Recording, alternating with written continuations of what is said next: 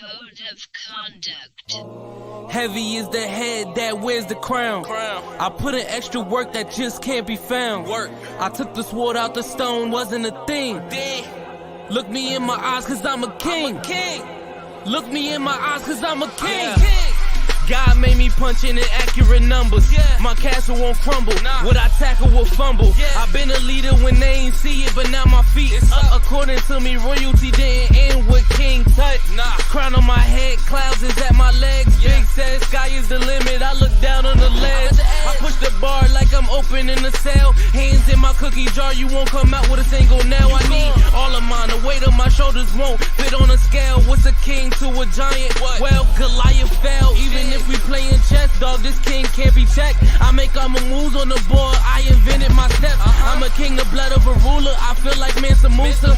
Make your squad disappear like landing by the Bermuda. Triangle, look at it from my angle. I'm a king, the closest thing to being one of God's angels. I'm a king. Heavy is the head that wears the crown. I put in extra work that just can't be found. I took the sword out the stone, wasn't a thing. Look me in my eyes cause I'm a king. Look me in my eyes cause I'm a king. Good morning, good afternoon, good evening, and good night.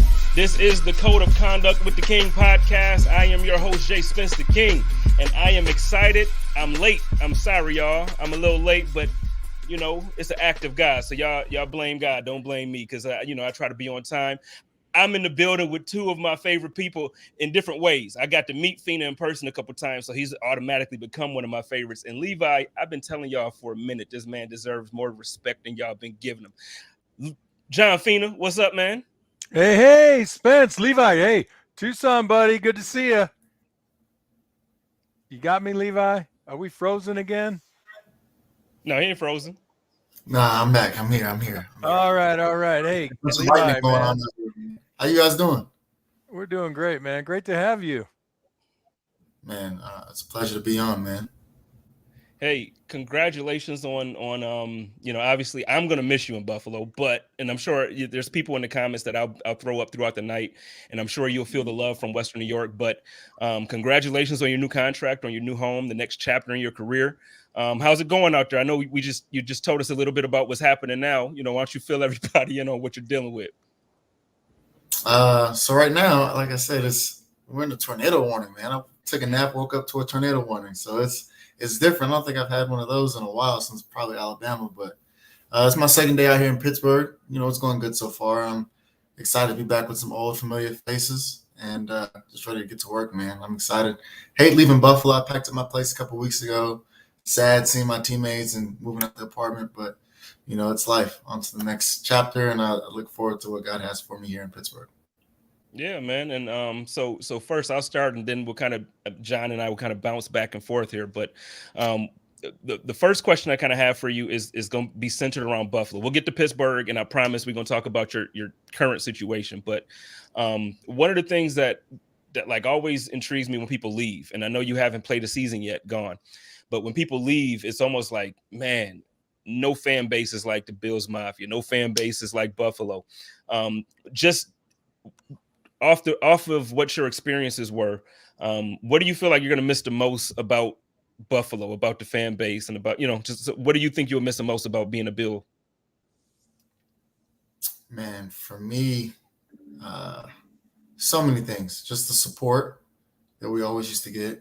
On and off the field, Bills Mafia is just second to none in my eyes. And then just the biggest thing, honestly, is just third downs. Third downs in the Bills Stadium. It is, uncanny. The loudest place in America on Sunday on third downs. And it's just the best atmosphere with the best people and the best fans. So those two things, honestly, they've always shown their support towards me. And the hard work we've put in the last couple of years. Even I went back there a couple of weeks ago, and I'm renting a car from some lady as soon as I get off the airport, and she's like, I'm gonna start crying because I can't believe you're gone. Like, I loved you, and my daughter loves you, and just the support is just crazy that I just always felt. So it's definitely one of the things that's gonna push me into this next direction. That Bills Mafia is second to none. Yeah, John, you got anything for him here? Well, I just want to echo. I mean, it's got to be a great feeling to, with the advent of social media, sometimes some players will leave a place back, in the 80s and 90s and not get that feeling of love from the fan base. So I'm just happy that you really felt appreciated. I mean, because you're from Tucson and your history, and I mean, you faced a lot of adversity. You took on a lot of challenges, and I always applauded you for that. And I really had hoped that you would stick around, because I just think like people like you who've really battled, you always add something when people need to dig deeper. I feel like guys like Levi Wallace are the guys you turn to. So my question to you, a little bit of a transition, is, you landed in Pittsburgh, my childhood favorite team. So now I got to kind of be a Pittsburgh fan again.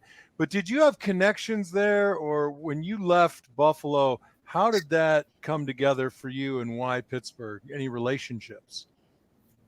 So for me, I think just looking around, I saw one Mitch just signed before I came here, Trubisky. I had Minka, who's already here, who I played with for a couple of years back at Bama.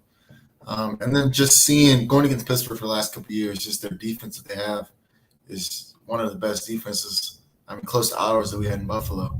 And so it just felt like a good fit at the time for me. And new challenges. I think it's so easy to get comfortable in a place when you've been there for so long. I was in Buffalo for 4 years now. And I feel like I just needed to grow, and push myself even further. I think it was just being in the same system. It just kind of got repetitive a little bit, just playing the same calls, seeing the same stuff. And those are my brothers out there. We're family.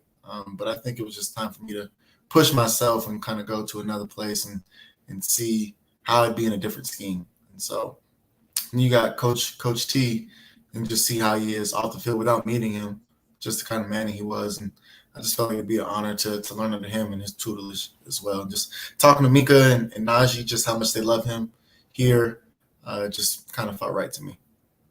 I love Coach Tomlin, man. He's if it wasn't Coach McDermott, there's like not many people that I would just be like, no, I absolutely want him. Coach Tomlin, I just feel like that family out there in Pittsburgh got it right when they hired him, and they have a good system. They keep their coaches for some time, and they tend to have success.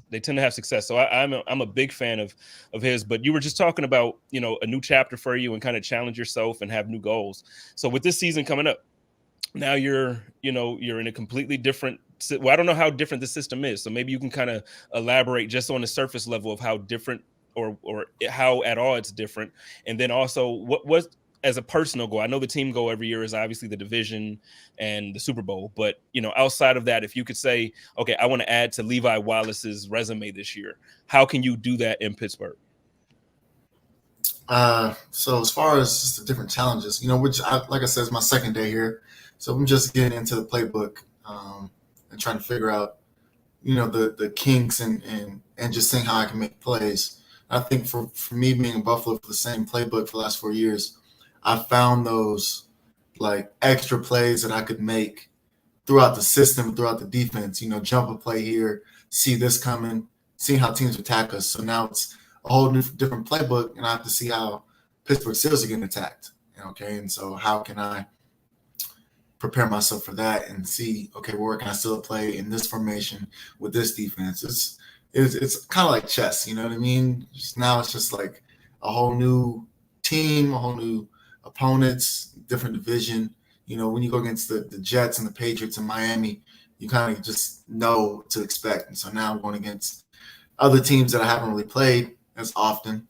And so it's just different, looking at film a little different. And it just kind of feels like I just came into the league again. I'm just trying to get my feet wet, just in a new system. So it's good for me, and I look forward to that. For me, I think my respect is always a big thing. I feel like I work super hard. I feel like I'm still one of the best corners in this league. And so just getting more respect and gaining, interceptions is always a big thing for me. But outside of that, it's just knowing that like Levi is one of the best corners in this league, period.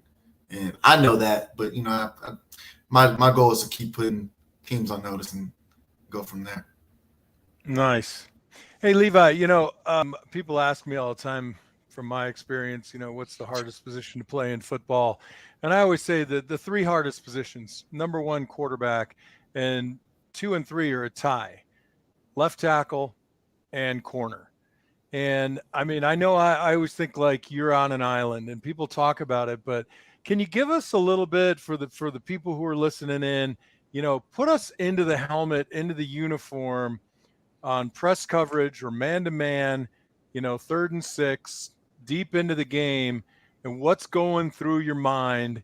What are you thinking? What's the energy like? Just give us a little taste of that experience of being out there. I want to hear it in your words. So, like you said, let's say 3rd and 6, third quarter, about to be fourth quarter, or fourth quarter. Let's say fourth quarter, 9 minutes left. Big drive coming up. Crowd is going crazy. We know it's going to be a man call. Offense knows it's going to be a man call. So now it's about winning your matchups, right? And so you got to start thinking, what has worked today? Like, what have they done that's worked today? What formations? And how does this guy run routes? Who's probably going to jog out in front of me? Okay, cool. It's this receiver. What's his best route? What's their go-to on third down? What have I seen all week in practice? Am I going to press this? Am I going to play off? Am I going to sit on this? What's the wind looking like in Buffalo? Like, do I want to be really challenging? I mean, a lot of things go into factors. And Buffalo's a windy place to play, especially late in the season, cold. Quarterbacks really can't throw the ball deep. So it's like, am I going to challenge this? Am I not? I'm always going to be inside out, make them throw. If you want to throw a deep ball, good luck. You have to put that ball in the air with the wind in Buffalo. So for me, it's just all those factors come into play within like 3-4 seconds of my thoughts, and then communicating. A lot of teams run pick routes. So it's like, okay, Taryn, like, we got to be alert for this. And Stacks, what are we going to run against this? Like, what have we practiced all week? Just so many things in the midst of 10 seconds, you know what I mean, making a decision that's ultimately can have a big impact on the game. We have to get off the field, get the offense back on the field. So, man, like I said, that just takes me right back, man.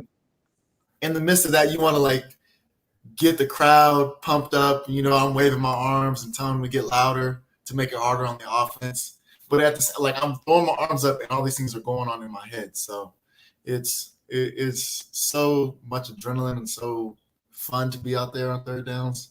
It's no better feeling. Man, that's awesome. I think about it, I try to put myself back in, and just the amount of adrenaline pumping through you and the exhilaration. And I could see when I asked you the question, you got this big smile on your face because you're getting back into what you actually do for a living, your craft. And for everybody out there, Spence included, I mean, what Levi said over the course of like 3 or 4 minutes, he's consolidated a week's worth of study into that 10 seconds as the player is jogging out from the huddle to get lined up. And that's a ton of film work, ton of practice, ton of meetings, ton of discussions that you just see Levi just funneling down into that moment, right before the snap of the ball. I applaud you, man, because, I don't know if you saw any of this, probably not a lot in Buffalo, but historically, there were guys that didn't prepare right. Did you ever see any of that? And then how do you deal with somebody who doesn't prepare right? I love how you did that, John. You haven't seen that in Buffalo, but go ahead, Levi. Nah, honestly, I think the leadership that we had with Micah and Poyer, that doesn't happen in Buffalo. With those guys leading the forefront on defense, even with Tremaine, those guys work hard. We study all together. We do extra meetings. We go out and eat dinners together, just talk ball. But outside of that, we're just friends. You know what I mean? We trust each other on the field. And so they know that I'm giving them everything that I got, vice versa. And so it made it easy being in Buffalo. And I think that's had to do a lot with why we were the number 1 defense last year. Because 1, we've been together for 40 years. But 2, we just trusted each other. And going from that, like I said, those are my brothers. Those are my guys. And they support me and I support them. I had a good conversation with Taryn earlier today. That's my dog, you know what I mean? I play to the field a lot. Nick was always to the field, so we probably talk more than anybody, even more than me and Tre'Davious. He was in the boundary a lot. And so it's just those connections that we had just made playing in Buffalo a whole lot easier. Sound like it's third down where you at, man. We got to get a big stop right now. That's what it sounded like. But well, let me ask you about that, because you were talking about, you know, the camaraderie you had with everybody. And again, I know you said it's just your second day there, but do you anticipate, you know, or not anticipate, how do you prepare for that now? It's your first year playing with these guys on this level. I know you have the relationship with Mink, and I know you have relationships, but it's your first year on this level playing with these guys. So the consistency you've had in Buffalo with Jordan and Micah and Trey, now, you know, that unspoken communication that probably just happened, you know, like now it's just like you could probably kind of read Jordan based off body language. You know, how do you prepare for that in one off season going into Pittsburgh and now hoping to help those guys, you know, kind of do the same thing that you all did in Buffalo? Man, it's difficult. Like I said, 4 years compared to off season is different, and so it takes a while to build trust. I think honestly, just getting to know guys on and off the field, I think is more important. Not just I know in Buffalo it wasn't just business. You know what I mean? Like we were at each other's birthday parties and graduation for kids and all that stuff. You know what I mean? Like we got to know each other's families. And so I think for me being here, I have to implement myself into the team as well as the community, you know what I mean? And see what Pittsburgh's all about. And that's what I look forward to the most, just getting to know guys. And I mean, I've only been here for a couple of days and the guys are super dope, super cool. I mean, we've had multiple conversations about how we did things in Buffalo and how do I see this coverage plan and what do I look at? Because I mean, don't realize it. A lot of guys, they're like, oh yeah, like I watched you play a lot. You know what I mean? I'm like, what do you mean? Like, they're like, no, we like how you play. Like we were studying you for a little bit. I'm like, dang, that's crazy to hear. Like guys looking at my film. You know what I mean? So it's cool just to even put in extra work after practice. You know what I mean? And guys are like, okay, what can I do to play better at off? Because we see you're really good at off. Like So it's been exciting, and I am looking forward to building relationships here as well. But before John jumps back in, I want to ask a question about last season. So Jordan, I spoke to Jordan a couple months back, and he was very disappointed, obviously, like around the time that the Pro Bowl selections came out, and not just because he didn't get a selection, but there were no player from the league's #1 defense was picked to go or selected to go to the Pro Bowl. Did you personally kind of did you take offense to that as well? Like what was the feeling in the building when that happened? Because like I said, I heard from Jordan, but from your perspective, how was that for everybody else, and how was that for you personally? I think so. For me, it's different if you have 5 picks. You know what I mean? Like Poyer and Micah both did. They both had 5 picks, and so those guys definitely deserve to be at the Pro Bowl. I mean, I can't think of a better tandem safety in the world than those two. I mean, just the hard work that they put in. I think Buffalo is just always overlooked, and I think it's getting to the point where like we felt real disrespected because we put in the work. You know what I mean? We had 2 shutouts in the NFL last year, which is crazy to think about, and just the season that those 2 guys had, it was disappointing for sure. I think I was more disappointed for them. But we have ballers, even Matt Milano. I mean, but we have Saran Neal, who is one of the best specialists, if not the best specialist in the world. You know what I mean? It's like, yo, how can we win these many games and have this much star power on defense and special teams and we not get anybody to the Pro Bowl? It just made us work harder. You know, I think we use that as motivation. And, you know, those guys are professionals, Poyer and Micah, both. And just the plays that they make, I know they'll continue to make them. They're going into year 10, and they're still playing at such a high caliber. I mean, like I said, some of the best safeties, if not the 2 best safeties in the world. Definitely the best tandem that I know. So, for sure. So I got a feeling about that too. You get this idea that Buffalo's kind of locked away in Nowheresville, but that's also part of the charm. You know, you're going to get probably a little bit different feel in Pittsburgh. You know, what do you take from your previous 3 or 4 years that motivates you? You know, you don't want to become complacent. Is it reconnecting with your Alabama teammates? You know, like what do you draw on every day grandma, mom, teammates? Like, what is it that makes you go? Because sometimes it can be a grind. So, like you said, it's about being not complacent. And so for me, past couple of days just kind of motivated me again with the draft, remembering that 32 teams passed on me multiple times, including Buffalo, including Pittsburgh. And so it's not just proving to the other teams that I'm the best, but the teams that I'm on as well. And every year it just kind of gets re-ampled around the draft, just thinking like, dang, like that happened, you know what I mean? And my heart kind of it pours out to those who get undrafted because they're super heartbroken like I was. And I remember those exact same feelings. And so for me, that's what motivates me each and every year. And I'm glad that the draft happens each and every year so I won't get complacent. And it takes me throughout the whole year and I never forget the film. How does that, Wow. because you just mentioned like several teams passed on you several times, like every team basically throughout the draft. So like for you, obviously every other team that you play, that's motivation, but does that also provide a motivation for you for the franchise that you're a part of? Like every year it's like, okay, I know I'm here now. I got to respect now, but I still, you still have to prove to yourself, but also do you feel like you have to prove that to everybody every single year? Everyone, everywhere. It doesn't matter where I go. It's been embedded in me, and it doesn't make sense to me. It never has. For me going, honestly, it's just my story, just being able to walk on at Alabama and then go undrafted. I've come to terms with that, but I think when you were playing at such a high level as I was, being a mid-season All-American and semifinalist for the Jim Thorpe, and then to go undrafted, just feels a little disrespectful. And so I, like I said, every team, it wasn't a team that went out for me. It was every team that skipped on me. And so y'all got to feel me and my passion and how hard I work on and off the field.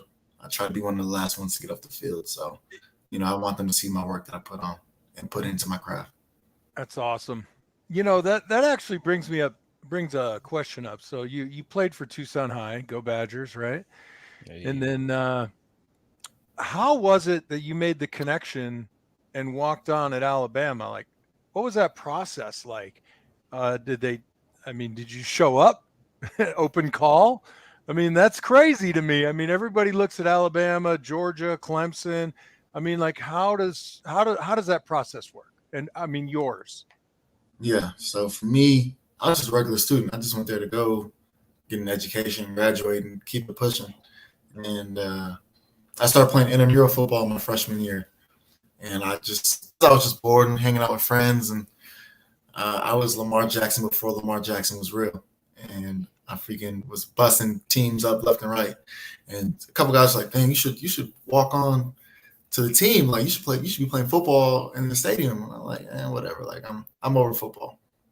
And then the more I thought about it, I'm like, dang, I do miss the camaraderie of it all, and just being a part of something bigger than myself. And so they had tryouts. They have tryouts every year for walk-ons to come. And I mean, I freaking killed the tryouts and ended up being a walk-on for 2 years and being put on scholarship 2 years after that. So it wasn't too difficult of a process. It was just a decision I had to make and try to figure out. Well, come on now. I mean, seriously, you started on intramural, and then you went to open tryouts, and you're telling me it's not difficult? I mean, that's like a magical story. I mean, I'm just overwhelmed. I didn't think it was that was not the answer I was expecting.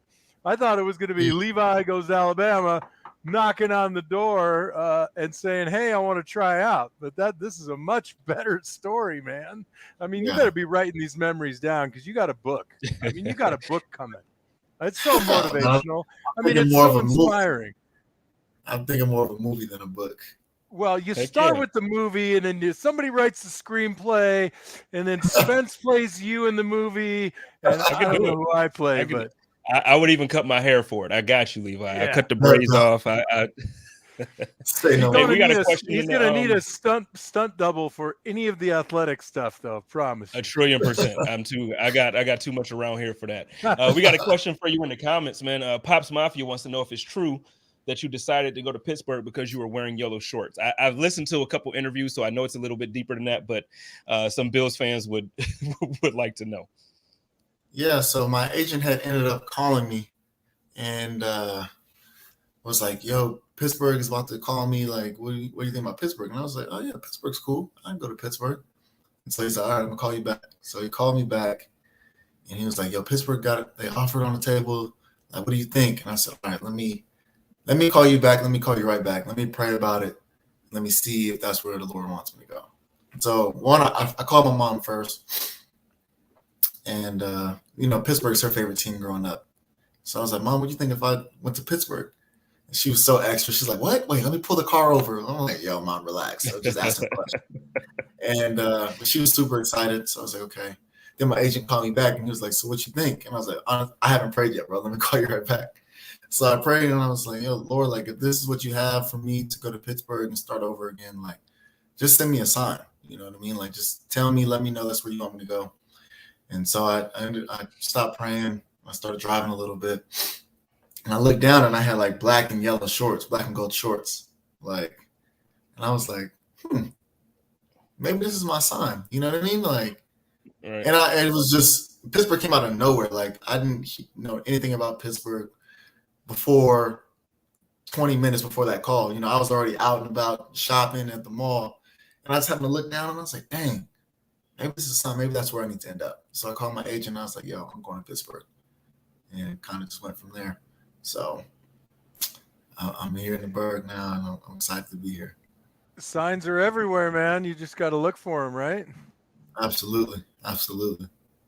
That's fantastic. Now I'm serious though. I mean, your story, one of adversity, one of self-creation. You got to really write these things down. And now I'm too old; I can't remember anything anymore. And you're at that age now where you can kind of keep it all together. And I think that people would really be motivated and inspired, by your experience. Young athletes everywhere. You know, what kind of message?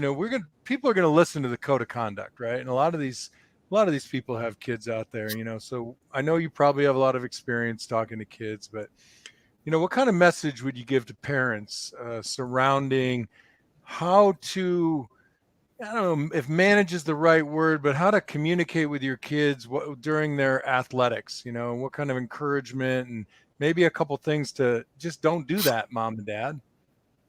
Yeah, I think my parents are easy, man. It's my dad was always like he was super supportive of me and everything that I did.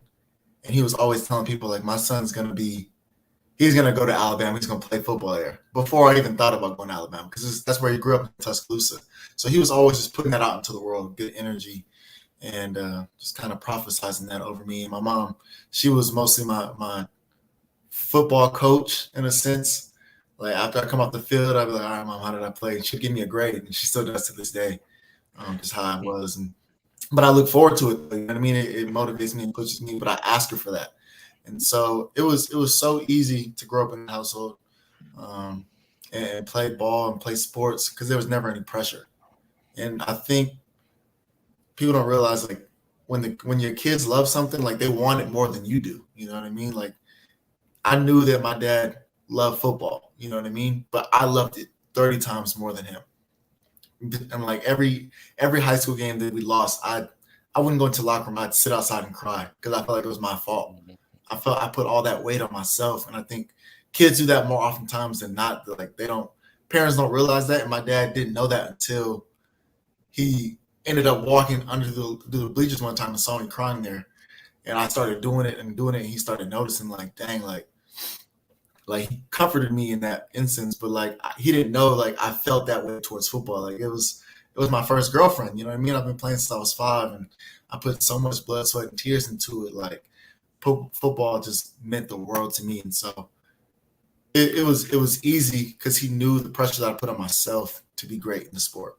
And so I think if parents understand like, yo, like, your kids want it more than you do, like just be there and support them and comfort them in the hard times.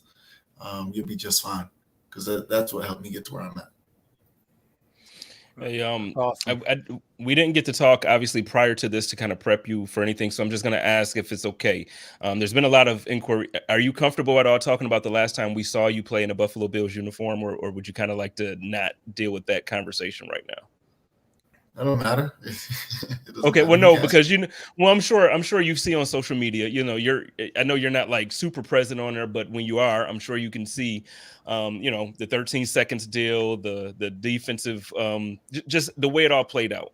Um, Yeah. d- can you kind of provide any insight onto, because in the fan base, it's like, well, coach wasn't account, and I'm not expecting you to say no, it was coach's fault, but more so, the fans kind of have questions like, well, what happened? Like, Yeah.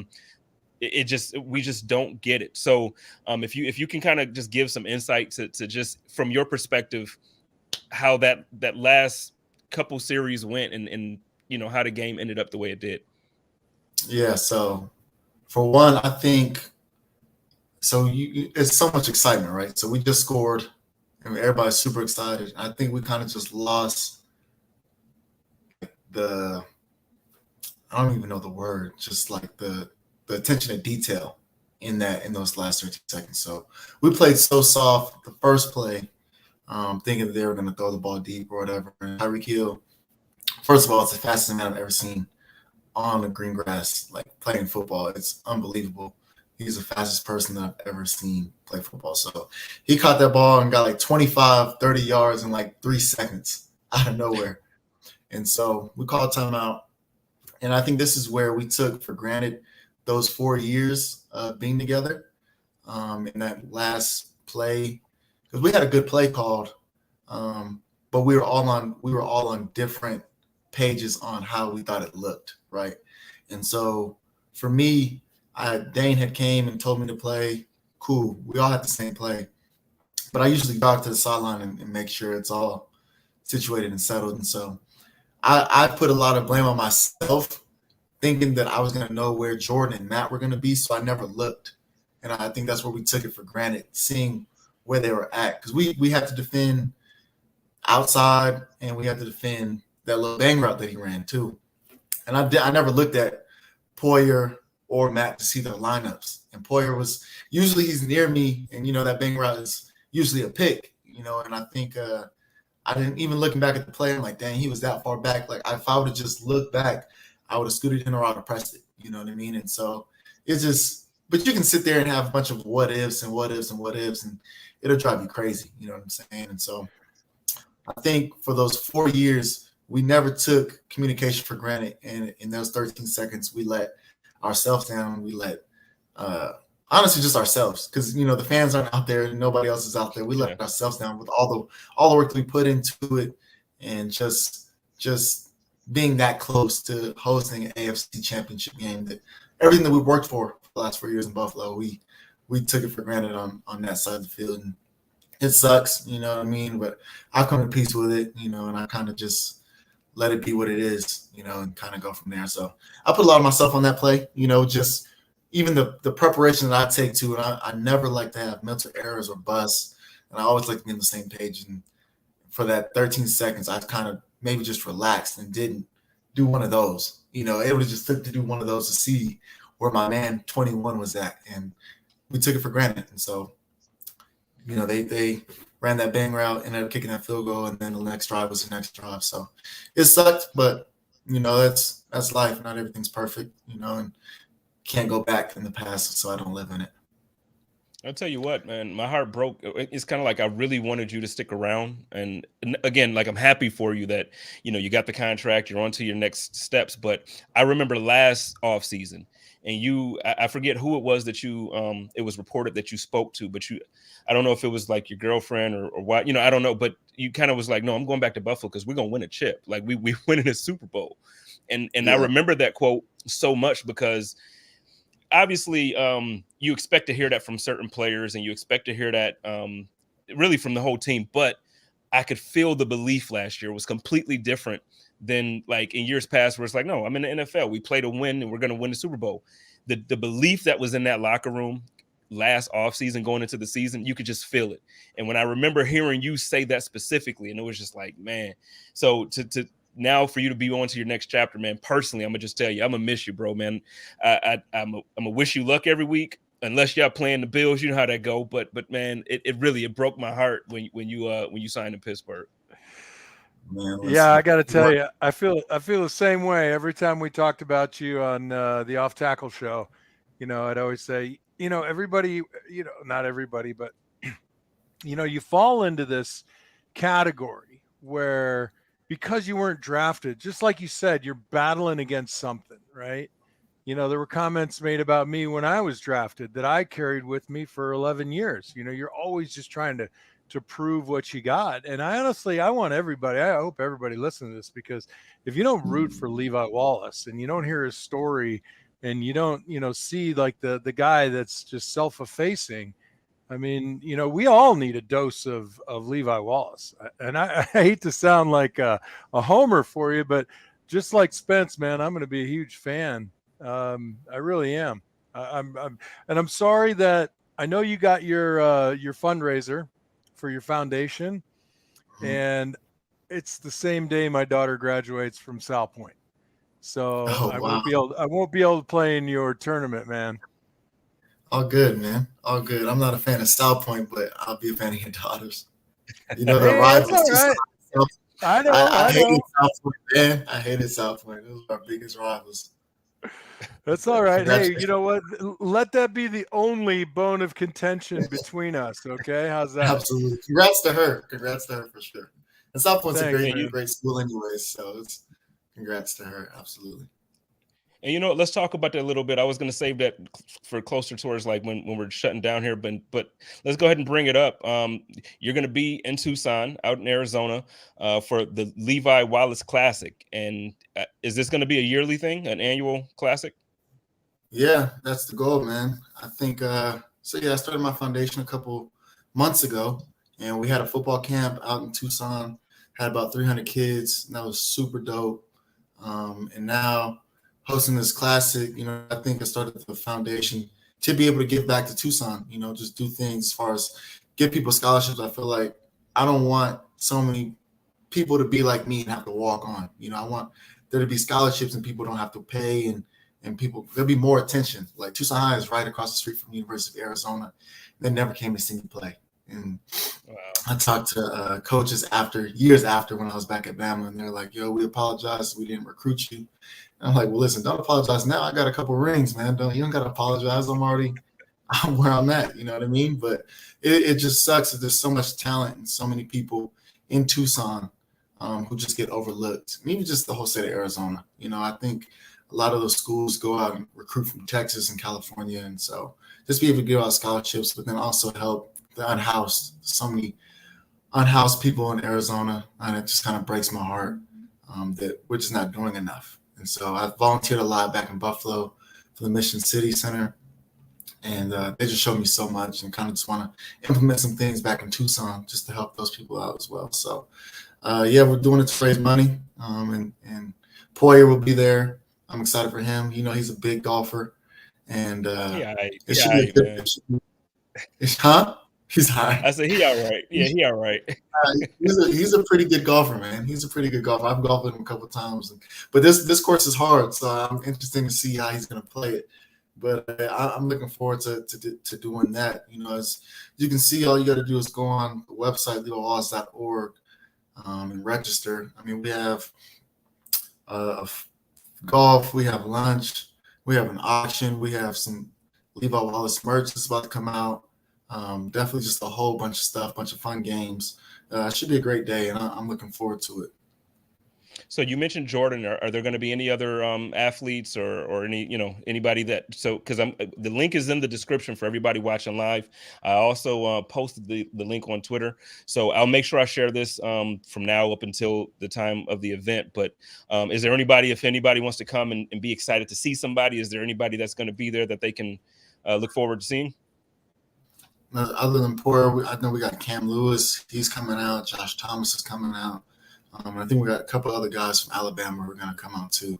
I actually get on a call with them later today, but spots are filling up, man. So I hope everyone listening right now can register, especially if you're a golfer. And those who aren't listening right now, who's going to be checking this out later on, I mean, register as soon as you hear this because spots are filling up. It's going to be a great day. We got some real game-worn jerseys going to be on auction too, not just Pittsburgh jerseys, but Buffalo jerseys. So I know the Bills fans will definitely support me no matter where I go. And, just know that I gave my heart to Buffalo. You know what I mean? The 4 years that I was there. So I appreciate everything that the fans do for me. Yeah, man, I got to make sure I'm gonna get involved with that auction. I showed this earlier. I got this helmet that you signed for me a while back. You actually did this at Duff's for me in Orchard Park. You probably don't remember that, but yeah, this was a minute back. Yeah, that was a minute ago. I was kicking it with you and Trey that day. Yeah, that's the last time I stepped in Duff's too. I don't mess with Duff's for real. I feel you. Don't mess with Duff's. It's too many good spots. Yeah, I'm a Bar Bills anchor bar type guy, But Duff's, they burnt my wings one time, man. So I just couldn't step back in there. Yeah, no, I'm with you. And so one last thing about this event too, I'm flattered and honored, man. So Levi and his team have allowed me to be the official media host of that evening or of that day. So I'm gonna be out there interviewing all the players. So everybody that's listening to this in Buffalo, you'll be able to get some content. You'll be able to see, you'll see Jordan mess up. You'll see Poyer mess up on the course because he think he nice, but and you'll see Levi out there doing his thing too. I'll make sure I get some good content for everybody, and it's gonna be a good time. So man, thank you for allowing me to do this, man. It's gonna be. I can't wait. I'm amped. Absolutely, man. It's pleasure's all ours, and look forward to having you out there. I don't think I'm gonna mess up at all, but maybe Poyer. Well, no, it's your tournament, so you got to go out there and Tiger it. You can't, you can't have any other option but to be Tiger. Absolutely, and if I don't listen, don't post me bad, man. Don't make me look bad. No, I got you. So, John, I know you had some issues there. You're back. You got anything? There's a tornado, man. There's a tornado whipping through Tucson. Oh man, I hope not. Maybe not. Maybe just a dust devil. No doubt. I know I missed a lot, but let's see. That's Friday night. Spence, you coming down then Friday? You know what? I'm thinking about it. I was, because it's not like. What time's tea time? 8 a.m. Saturday morning. Saturday. Mm-hmm. Yeah, you got to come down on Friday, and then maybe I can get away and come out and see the fellas. Yeah, let's do it. I probably will. You see how I did that? You see how I just invited myself, Levi, without you inviting me? I know we have more as Buffalo Bills than we do as adversaries, Badgers and Lancers. So absolutely, just text me the address. I'll come out, say hello. And we'll probably be at a Star Pass. We'll probably be at a Star Pass. Oh, okay. So Mr. Diggs is that where the golf is at Star Pass and not at the casino? So it's at Star Pass. Cool. Yes, sir. Oh, all right. Mr. Diggs in the comments asked me if I'm walking the course. I am, but after going to the draft this last weekend in Vegas, I don't know how much more walking I want to do. Levi, so I know you watch it on TV, man. Listen, first of all, it was amazing. Before I found out, that you and I were going to be able to talk tonight, Fina and I were going to talk about the draft and the experience and all that stuff. First of all, it was absolutely fantastic. It was amazing. The NFL did an amazing job. I think, and from my perspective, I think that Las Vegas and the NFL draft, it should be a marriage. I don't think that it should be in any other city. I honest to God, I think it just fit. It has something for everybody.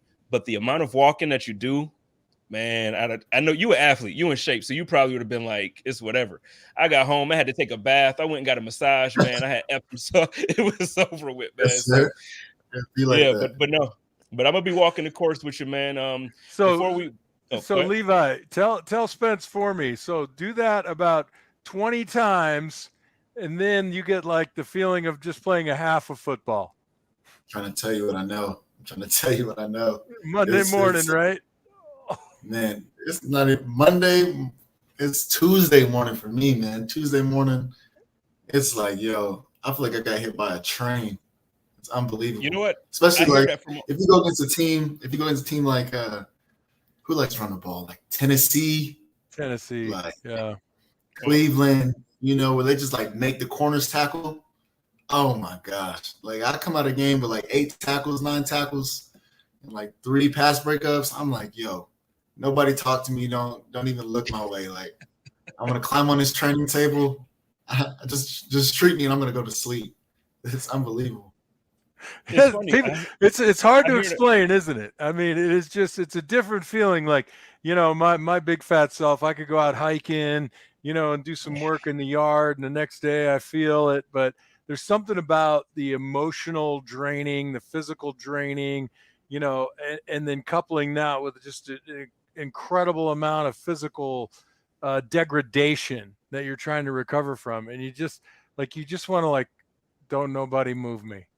Right. Yeah, yeah. I hear that Week from to so week. many players, though. I hear it from so many players. They're like the same thing that Levi said. Tuesday, I feel like I got hit by a car. Actually, I think there's a sound bite out there somewhere where Thurman said that back in the day too. Like, man, I just feel like I got hit by a car on. Yeah. I don't know how y'all That's do. what I it thank is. y'all for it, man. I thank y'all. Y'all That's provide what so it many is. jobs.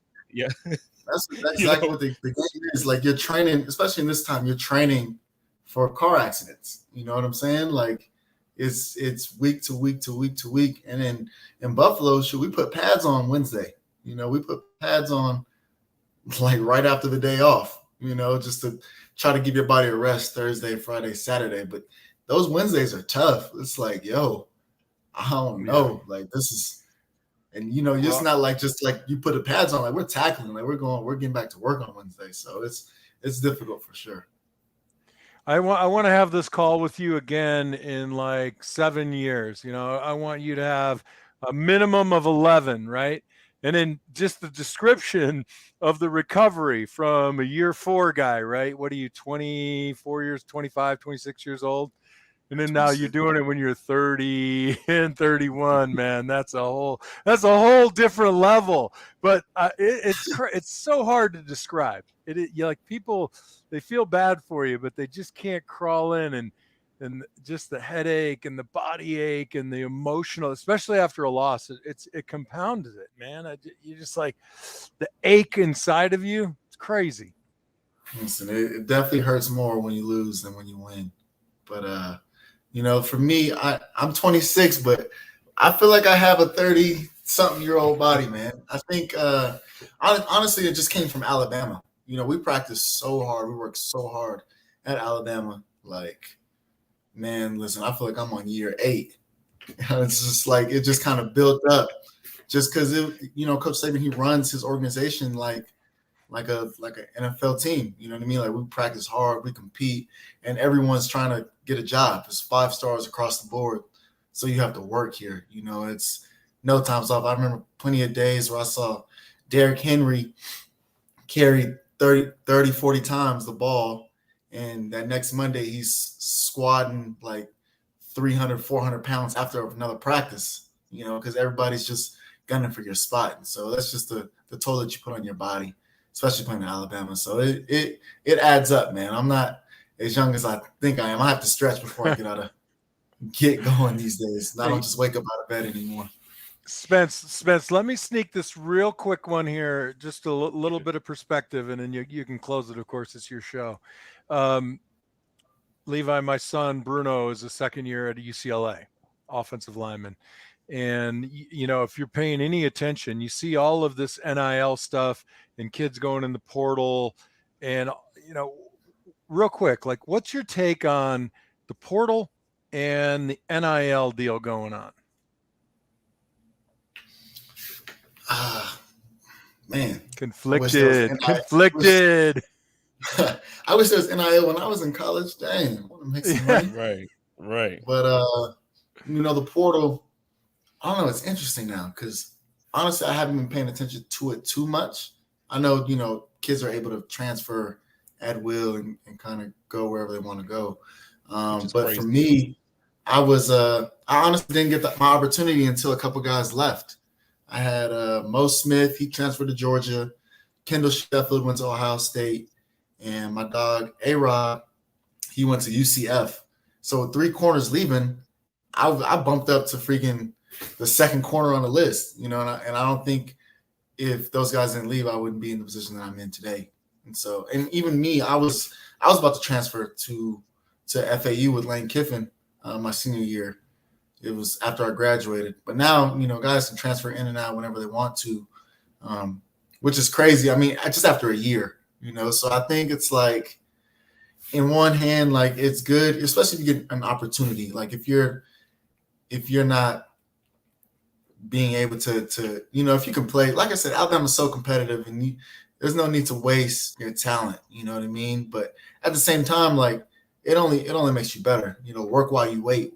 You're going against the best. There's no need to transfer to a lesser school just because you can start. Like I got so good because I was going against Amari Cooper and Calvin Ridley or Darius Stewart, just straight dogs, and Robert Foster each and every day as a walk-on, but then as well as just on scholarship, like waiting my time. Yeah. So I only started my senior year, and I was able to accomplish all I did because I went against those guys and not just leaving. So it depends. And hard work. Yeah. Okay. I like it. I mean, I'm conflicted too, but I like your story. I mean, you stuck around, you put in the hard work, and then the other guys decided that it wasn't for them. And because of your hard work, had you not done it, then when the opportunity came, you wouldn't have been ready.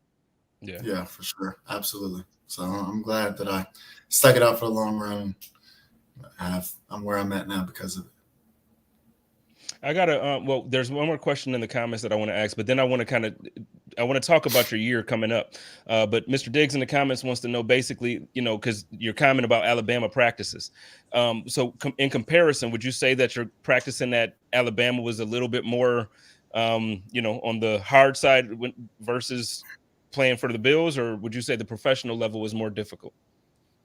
It wasn't. What did I say? Did you say a little bit harder? No, they weren't a little bit harder. They were way harder.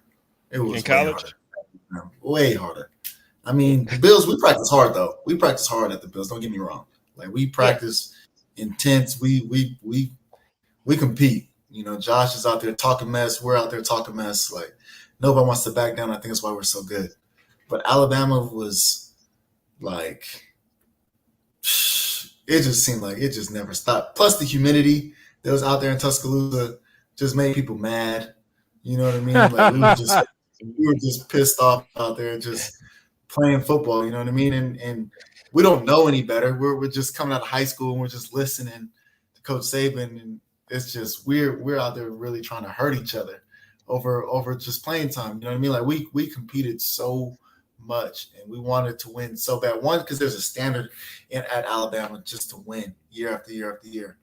I think the fans are a little spoiled in that manner because they just expect us to win. And so when we lose, they're like, what happened? Like it's everybody's fault. You know what I mean? I think it goes back to knowing that the kids want to win more than anybody else because we put ourselves through that. But the standard that we put on ourselves and the pressure we put on ourselves at Bama makes us practice that much harder. And, when you have guys who just come in and just want to start off rip, like this is Alabama. Like we know there's going to be 5 stars here. And when you start at Alabama, like you're that guy. You know what I mean? Like I don't think there's anybody with more wins in college football than Alabama right now, other than maybe Michigan. But we push each other each and every day to the point where, we walked off and we were just soaking, drenched shoes, so much sweat, like shoes were about falling off because there's so much sweat. Like, and it was just the norm there. So the crucible, man. It was crazy. It was crazy. And I think that's why a lot of people say we're built by Bama. You know what I mean? Like, because it's just different. We worked harder than anybody else in college. If you want to beat us, you have to outwork us. And we weren't going to get outworked by anybody. So you see how successful Saban is because of the work that we put in. And just year after year after year, they just keep reloading. So. Well, last question from me here, and then I'll let you get out of here. I appreciate your time tonight, man. You and John both. I appreciate both of you spending some time with me. So you're in a division now because you just talked about like when you play against like Tennessee or you play against Cleveland, like teams that like to run like that. Now you're in a division with Lamar Jackson. Cleveland is in your division, and even Cincinnati, I know they got Joe Burrow, but they're kind of physical too. So, just from that perspective, knowing like, okay, yeah, I'm gonna have to tackle these running backs and I'm gonna wake up on Tuesday feeling like what you were just talking about. Are you adjusting your preparation at all this summer or even like in the season? Do you think that you're gonna take a different approach so that way your recovery is better, or how are you gonna approach that? Year to year it changes. So for me last year, the cold tub was a big thing. talking with Emmanuel Sanders. I really hate the cold tub. I don't enjoy it at all. I'd rather do cryo therapy, which is like 3 minutes, like the little really cold spray. But I did the cold tub last year, and it helped me a whole lot recover a little bit faster. And so I'll keep implementing that to my game and kind of just change it as the season goes on. I think for me, even being back in Buffalo, I went to Infinity Wellness every Friday, saw a chiropractor with Elizabeth Betancourt. She's one of the best, if not the best chiropractor that I know, getting needled by Dan Dominguez out in Buffalo. Just I had a great supporting team around me that helped me stay healthy. I didn't miss any games last year, and I was rarely injured. And so just finding those same people out here, people that can help me recover. I think my approach off the field is always the same. I think a lot of teams make corners tackle. I think I'm one of the more willingly tackling corners in the league. I do tackle a lot. I like to be around the ball a lot because I'd much rather get you before you get me, before you turn around this corner and then it's like, all right, gravity takes care of the rest. You know what I mean? So, yeah, my approach is the same. Just seeing how teams like to attack. And now it's this defense. In Buffalo, we were such a gap defense. They had no choice but to make the corners tackle. And so I've never been afraid to tackle. And so my body's I still build it up the same way. But it's just, at the end of the day, it comes down to mentality, just being a willingly tackler. And that's what I am. And so I don't mind it at all. Now, Chubb and some of these other running backs that got in this division are really good. Even Najee. Najee's really good, big back. So practicing against him will definitely prepare me for that moving forward. Okay. Well, yeah, man. Well, good luck to you this year. Like I said, I'm going to root for you every step of the way. Besides, if y'all have to, run up against us in the playoffs, then it's going, like you the enemy that day. But man, Absolutely. It's all love to you. And hey, I really, really, like I said earlier, I appreciate you spending your time tonight, and I appreciate, the opportunity for next weekend to come out and kick it with you guys and really provide some good content for the fans, so that way they can be plugged in. And before we get out of here, what you listening to in your headphones? Like if you got your go-to for game day, what's your go-to game warm up music? So I have a whole routine, man. I first wake up at the hotel. I wake up to gospel. I listen to gospel the whole morning.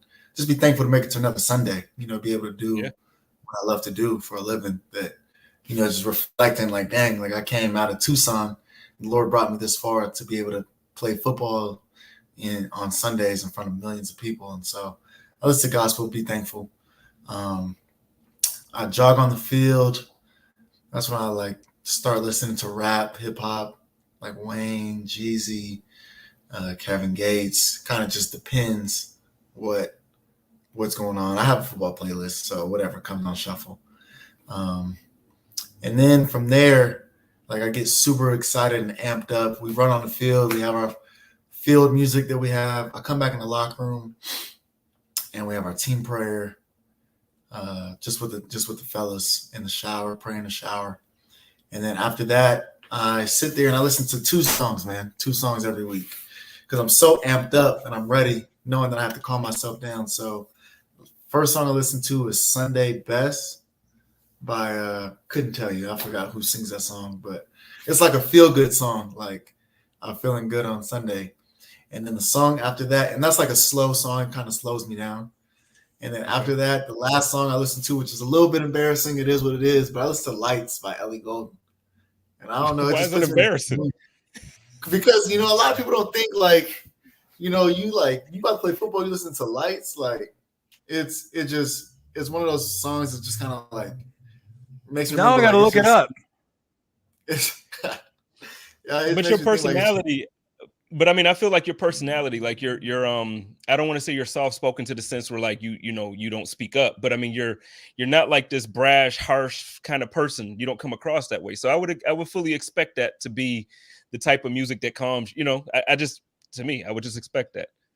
Yeah, I think it reminds me that it's just a game. You know what I mean? Like you can just football can get super stressful sometimes, and it's like dang, I gotta like go out here. It's my job on the line. You know what I mean? It's like, no, like take it back. Remember, this is just a game. Just go out there and have fun. and do your best. And so that song kind of just takes me there. But listen, don't get it twisted. Like on that field, it's don't let the soft spoken fool you. Like, oh yeah, no, you put it down. Yeah, you have to be a dog out there. And listen, I know I had a couple mic'd ups out there, but they had to cut some stuff out because I'd be out there talking, especially against the Patriots. You can't stand those guys, but I definitely. It's funny though you say that because my generation it was the Dolphins. Like you guys don't care about the Dolphins because you spank them, but when I was there, man, we hated the Dolphins. The Patriots, we just slapped. Well, you know what? I think now, even playing the Patriots so long, they have those banners there, and they just feel so entitled, and so we go in there every year and just want to just embarrass them. We want to embarrass them every year, and that was our mindset. And I think we did that the last 2 games when we played them this past year. I'm so grateful that y'all did, man. I'm so grateful. Shout out to Brooke. She says, best of luck in Pittsburgh. I wanted to pop in and say hi. Finally can pay attention to football now that she's done with school. Congratulations. And so, yeah, we're going to get out of here, though. Ladies and gentlemen, thank you all for spending the time with me. Levi, do you have anything that you want to say before we sign off? Nah, man, I appreciate you guys for having me. Again, if you guys want to look on the website, leviwallace.org, just about upcoming events that we have. And I still have plenty of connections with those guys in Buffalo. So those guys will be at my events and I'll be at theirs as well. I know Micah also has a softball game in Buffalo the day after that me and Poyer plan on making a trip out there for that the day after. So yeah, just look on the website, see events we got coming up in Tucson, as well as Phoenix, just Arizona, just keeping up with me. And I appreciate the love and support that Bills Mafia has given me the last 4 years. And it's not just over because I'm on a different team. Buffalo always have a special place in my heart. So appreciate you guys. All right. Well, ladies and gentlemen, y'all know how I do it. For my man, John Fina with Buffalo Rumblings, it's your boy, JSpenceTheKing. Y'all take care of each other. Y'all love each other and live in peace. And as always, stay positive, test negative, go Bills. Y'all can say it. I know you're not on the team no more, Levi. I said go Bills, but for Levi, you can say it, man. Say it. Much love. Say it, man. Much love to the Bills. The Pittsburgh folk gonna be mad if he do. I feel you. I appreciate you. Much love. Yeah, that's perfect. Much love. Code of conduct.